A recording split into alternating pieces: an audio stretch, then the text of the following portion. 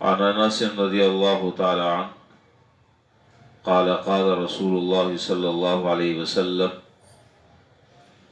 من صلى الضحى 12 ركعات بنى الله له قصرا من ذهب في الجنة.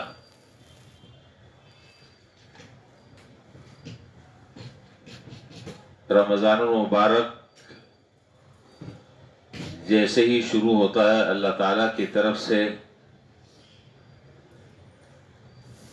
مسلمان نوافل کبھی رمضان میں اچھا خاصا اہتمام فرماتے ہیں. بہت ساری نفلی نمازیں عام طور پر اللہ تعالیٰ پڑھنے کی توفیق دیتے ہیں جس کی عام دنوں میں توفیق یا تو ملتی نہیں ہے یا کم ملتی ہے، لیکن رمضان میں بکثرت ملتی ہے. ان نفلی نمازوں میں سے آج ایک نماز کا ذکر ہے جس کو صلاۃ الضحیٰ کہتے ہیں، جسے ہم اردو میں کہتے ہیں چاشت کی نماز. حضرت انس رضی اللہ تعالیٰ عنہ فرماتے ہیں کہ جناب نبی کریم صلی اللہ علیہ وسلم نے ارشاد فرمایا، جس شخص نے چاشت کی نماز 12 رکعت ادا کی تو اللہ جل شانہ اس کے لیے جنت میں سونے کا ایک محل تعمیر فرما دیتے ہیں. سونے کا محل. یہاں تو بس اوقات پوری زندگی آدمی تولا اور ماشا جمع کرنے کا سوچ کر زندگی گزار دیتا ہے، اور یہ صرف رمضان کی بات نہیں، رمضان کے علاوہ بھی اگر اس کا معمول بنایا جائے، جب بھی صلاۃ الضحیٰ اور چاشت کی نماز پڑھی جائے تو اللہ تعالیٰ جنت میں سونے کا ایک محل تیار فرما دیتے ہیں. حضرت شفیق بلخی رحمۃ اللہ علیہ جو بہت جلیل القدر تابعی اور بزرگ گزرے ہیں، وہ فرماتے ہیں کہ میں نے 5 چیزیں 5 جگہوں پر تلاش کی. 5 چیزیں ان کو 5 جگہوں پر میں نے پایا. فرمایا کہ روزی کی برکت کو چاشت کی نماز میں پایا. آج ہر آدمی اپنے معاشی بدحالی کا رونا رو رہا ہے، اور اس کے لیے جو اس کے بس اور قدرت میں ہے وہ سارے ٹوٹکے اور سارے وظیفے سب کر رہا ہے. لیکن عجیب بات یہ ہے کہ ہم اس وظیفے پر نہیں آتے جو وظیفہ جناب نبی کریم صلی اللہ علیہ وسلم نے ہمارے لیے تجویز فرمایا ہے. آپ نے فرمایا کہ اگر تم فراخی چاہتے ہو رزق میں اور وسعت چاہتے ہو تو اس نماز کا تم اہتمام کر لو. اب یہ نماز نہیں پڑھی جاتی، باقی سارے کام آپ کروا لیں، وہ کام کرنا آسان ہے. کتنا وقت لگے گا؟ اور پھر نماز بھی ہم جیسوں کی نماز ہو کہ 5 منٹ میں 2-4 رکعتیں تو نمٹا دیتے ہیں. چلے جیسے تیسے بھی 12 رکعت کا معمول بنا لیا جائے عام دنوں میں بھی، اور رمضان سے اس معمول کو شروع کیا جائے تو اللہ تعالیٰ انشاءاللہ رزق کی برکتیں عطا فرمائیں گے اور رزق کی تنگی کو دور فرمائیں گے. تو فرمایا کہ روزی کی برکت کو حضرت شفیق بلخی رحمۃ اللہ علیہ کا میں قول ذکر کر رہا تھا. آپ نے فرمایا کہ روزی کی برکت کو میں نے چاشت کی نماز میں پایا،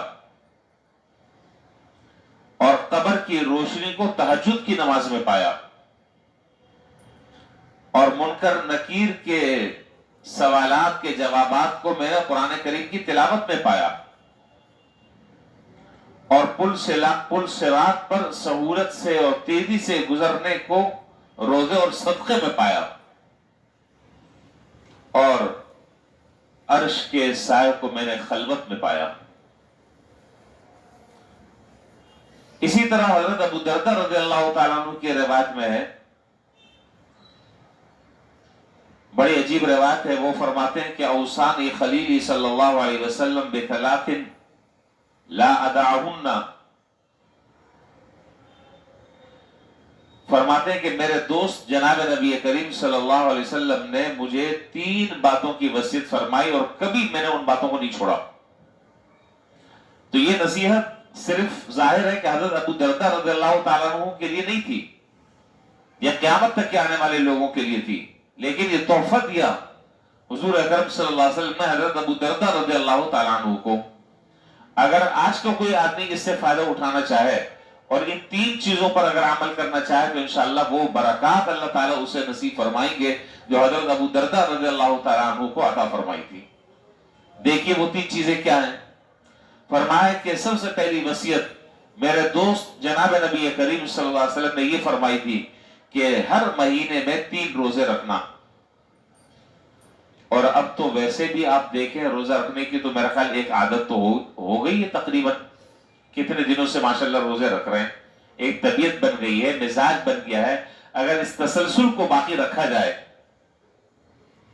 تسلسل کا میرا معنی یہ نہیں کہ آپ ہر مہینے 30 روزے رکھیں، تسلسل کا معنی یہ ہے کہ اس 30 روزے رکھنے کی عادت بن گئی ہے، اب مہینے میں 3 روزے رکھنا آسان ہے، انشاءاللہ 3 روزے رکھنا آسان ہے۔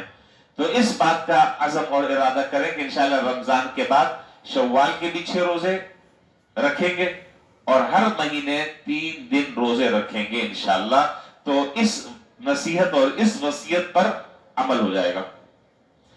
دوسرا فرمایا کہ جناب نبی کریم صلی اللہ علیہ وسلم نے مجھے وصیت فرمائی کہ وتر کی نماز پڑھ کر ہمیشہ سونا۔ ہو سکتا ہے کہ آنکھ لگ جائے صبح کے خیال میں رہ جائے وتر، تو وتر کی نماز پڑھ کے سونا۔ اور تیسری بات آپ نے ارشاد فرمائی کہ سفر اور حضر میں کبھی بھی چاشت کی نماز نہ چھوڑنا، چاہے حالت سفر میں ہو یا حالت حضر میں ہو، کبھی بھی چاشت کی نماز نہ چھوڑنا۔ اللہ تعالیٰ ان تینوں وصیتوں پر ہمیں بھی عمل کرنے کی توفیق عطا فرمائے۔ اگلی گفتگو جو اسی سے جڑی ہوئی ہے، نماز چاشت کی رکعتیں کتنی ہیں؟ نماز چاشت کا وقت کیا ہے؟ طلوع آفتاب کے مکروہ وقت نکلنے کے بعد اس کا وقت شروع ہو جاتا ہے اور زوال آفتاب تک کے اس کا وقت رہتا ہے۔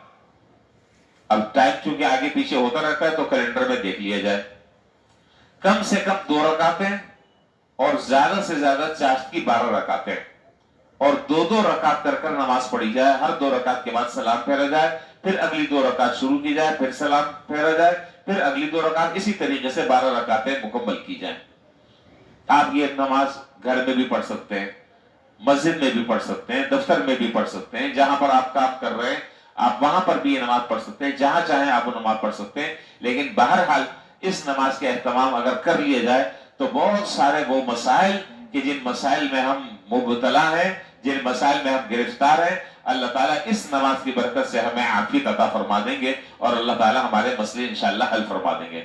اللہ تعالیٰ ہم سب کو اس پر عمل کرنے کی توفیق عطا فرمائے۔ وآخر دعوانا الحمدللہ رب العالمین۔